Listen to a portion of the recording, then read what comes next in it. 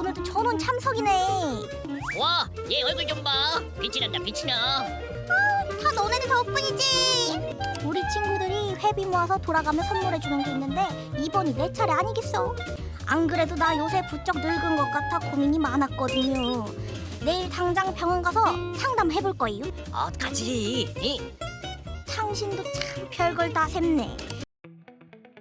활기찬 클리닉 오늘은요, 안티에이징의 시술과 주의점에 대해서 알아봅니다. 김창균 원장님 모셨거든요. 인사 나눠볼게요. 안녕하세요, 원장님. 안녕하세요, 원장님. 안녕하세요. 반갑습니다. 네, 반갑습니다. 네, 인상이 너무 좋으신 우리 원장님, 네, 김창균 원장님과 이야기 나눠볼 텐데 오늘 그 사연을 보니까요, 안티에이징이에요. 네. 저희가 뭐 TV, 뭐 화장품 광고나 이런 쪽에서 많이 접해봤는데 안티에이징, 자세한 개념부터 좀 설명해 주시죠. 네, 안티에이징은 기본적으로 영어 안티와 네. 에이징을 합친 말이죠. 네. 에이징은 한글로는 노화라고 표현을 하고 네. 그렇기 때문에 안티에이징이라고 하면 노화 방지, 음. 항노화의 의미가 있습니다. 네. 물론 수술이나 시술로만 개념을 쓰는 것은 아니고요. 운동을 한다든지 식습관을 바꾸신다든지 이런 라이프 스타일의 변화를 포함하는 개념입니다.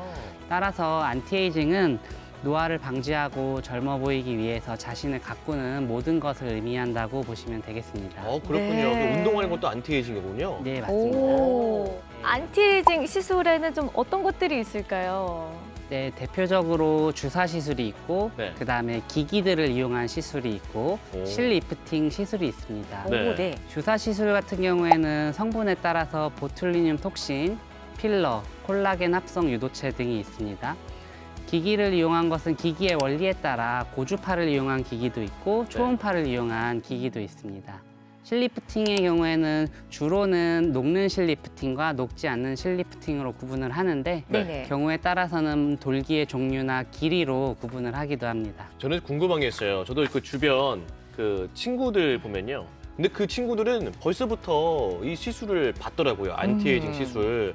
저는 그런 거 보면 너무 이른 거 아니냐라는 말을 간혹 해주긴 하는데 관리를 안 해도 예쁜 얼굴이니까. 그렇죠. 네. 그 시기가 조금 정해져 있을까요? 일반적으로 피부의 노화는 네. 25세 전후로 생긴다고 알려져 있습니다. 25세요? 예, 그렇게 빨라요? 생각보다 빠르죠. 네. 네. 뿐만 아니라 자료 화면을 보시면 네. 우와. 같은 환자일지라도 어머나. 자외선 노출도에 따라서 노화의 정도가 달라지게 됩니다. 진료실에서 상담을 하다 보면 네. 본인의 나이에 비해 노화가 많이 진행된 상태에서 고민을 가지고 오시는 환자분들이 많은데요. 따라서 관심이 있으시다면 최대한 빠른 시기부터 관리를 받으시는 것이 좋겠습니다. 동안 피부, 동안 얼굴을 내가 좀 갖고 싶은데 이분에게 좀 딱 맞춤인 안티에이징 좀 시술에는 어떤 것들이 있을까요? 네, 일반적으로 40대가 넘어가면 피부의 탄력이 감소하고 처짐이 발생을 하게 됩니다. 따라서 기본적인 주사 시술 이외에도 피부의 탄력과 처짐을 회복시킬 수 있는 에너지 기반의 기기들이나 실리프팅을 같이 병합하는 것이 중요하겠습니다. 물론 같은 40대라 할지라도 개개인의 차이는 있을 수 있기 때문에 개인에 따른 추천 시술이나 그 조합은 달라질 수 있겠습니다. 말씀해 주신 이 다양한 종류의 안티에이징 시술 가운데서 통증이 좀 있는, 그러니까 이러면 좀 아픈 그런 시술이 좀 있나요?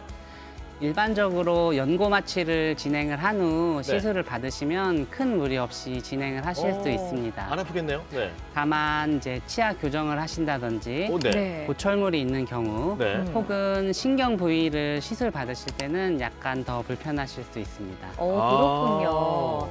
그 안티에이징 시술에 또 맞는 좀 피부 타입도 있지 않을까라는 생각도 해보고요. 뭐 시술이 좋다고는 하더라도 많이 계속 받을 순 없잖아요. 뭐 관리 주기라든지 관리 횟수라든지 이런 게 좀 있을 것 같은데 어떨까요, 선생님?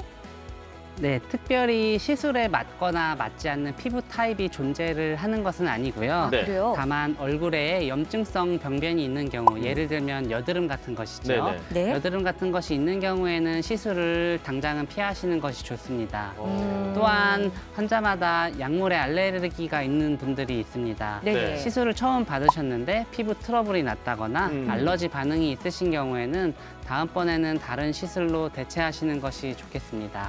보툴리늄 톡신 같은 경우에는 4에서 네. 6개월, 필러나 실리프팅은 1년에서 1년 6개월마다 시술 받으시는 것이 좋겠고, 에너지 기기 같은 경우에는 치료 목적일 때는 2에서 3개월, 유지 목적일 때는 6개월마다 시술 받는 것이 좋겠습니다. 이런 분들도 계실 것 같은데요.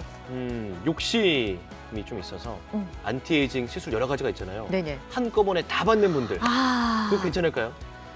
네, 아주 좋은 질문이신데요. 오, 그래요? 각 되실 것 시술마다 네. 장점이 있고 부족한 점이 있기 때문에 네. 서로 상호 보완할 수 있도록 여러 가지 시술을 조합해서 시술 받으시는 것이 결과가 조금 더 좋습니다. 아, 그래서 실제 시술실에서는 단독 네. 시술보다는 조합된 시술을 받으시는 경우가 제 경험으로는 더 많은 것 같습니다. 아. 조금 더 뭐 시너지를 내줄 수 있는 이런 시술들은 같이 받는 게 좋다라는 그런 말씀이신 거죠? 네, 맞습니다. 선생님, 안티에이징 시술을 하기 전에, 시술 전에 좀 특별히 저희가 주의를 해야 될 게 있을까요? 네, 모든 시술이나 수술이 그렇겠지만 의료진과 환자 간의 소통이 가장 중요합니다. 소통. 환자분께서 본인이 원하는 바가 무엇인지 정확히 네네. 알고 나서 의료진에게 요청을 해야 네. 정확한 시술이 이루어질 수 있는데 애매하게 말씀하시거나 알아서 해주세요 뭐 이런 식으로 말씀을 하시면 네. 의사의 취향대로 시술을 해서 엉뚱한 시술을 하는 경우가 간혹 있습니다. 사전에 환자분들께서 어느 정도 정보를 가지고 시술을 받으신다면 큰 도움이 되실 겁니다. 오, 뭔지 알겠어요. 네. 나는 여드름을 없애고 싶은데 선생님이 주름을 없애주시면 선생님 이 여드름 없애달라고요. 이렇게 또 될 수 있으니까 전문의하고 충분한 의사소통이 네. 필요하다고 합니다. 저 어디서 들었는데 우리 피부를 아기 피부처럼 살살살살살 만져줘야 된다라고 또 그렇게 하시더라고요. 그 비전문가한테 받으시는 분들도 또 가끔 얘기가 들리거든요. 뭐 그런 좀 사례가 있다면 좀 주의해야 할 것들도 있을 것 같은데요. 요즘에는 그런 경우가 많지는 않은데요. 심지어 병원이 아닌 곳에서 시술을 받거나 아니면 누구에게 시술 받았는지도 모르시는 경우로 아, 네. 이제 부작용이 생겨서 병원을 내원을 하시는 경우가 많습니다. 그런 게 있어요. 작은 부작용으로 염증이나 통증 정도만 있으면 크게 문제가 되지 않을 수도 있지만 네. 이제 멍이 아주 크게 든다든지 감각이 이상해진다든지 얼굴에 마비가 일어나는 등의 큰 부작용도 발생할 수 있기 때문에 꼭 믿을 수 있는 전문적인 의료진이 있는 병원에서 시술을 받으시는 것을 추천드립니다. 여러분들의 소중한 얼굴을 믿고 맡길 수 있는 전문성 있는 성형외과 전문의와 충분한 상담 후 시술을 받으시어 활기차고 행복한 일상 지내시길 바랍니다. 감사합니다. 자, 오늘은요 안티에이징 시술과 주의점에 대해서 살펴봤습니다. 네, 오늘 도움 말씀 주신 김창균 원장님 고맙습니다. 고맙습니다. 감사합니다.